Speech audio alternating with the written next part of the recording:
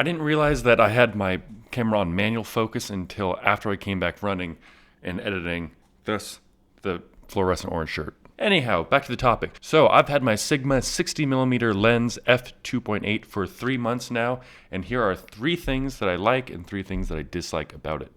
First is it's extremely sharp. It resolves 18 megapixels out of the Sony a6500's 24 megapixels, or at least considering the DxO mark that it does.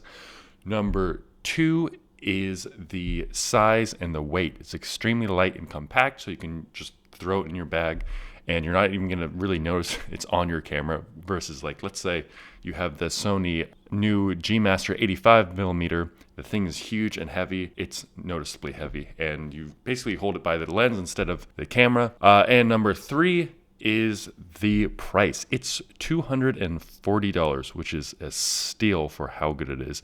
I'm using it right now, so I can't have it on my hand to show you.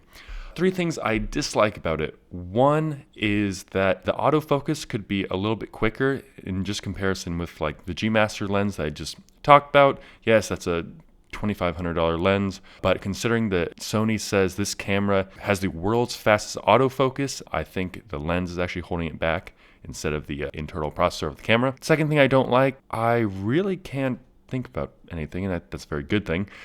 I could say, yes, I wish it was faster, f-stop wise, like f1.8, like as the Sony 1.8 50mm, but you could really say that about any lens. So that's it.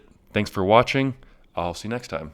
There is one more thing that I really like about this lens, and I don't know if every lens does this or no other lens does this, but when you turn the camera off, it automatically goes to f22, its smallest aperture, which is really important for a mirrorless camera because the lights can be going all the time directly on the sensor, and this prevents more light than necessary getting on it while the camera's not on. Why don't I use a lens cap? Well, I don't want to be a lens cap photographer, and you can look that term up yourself.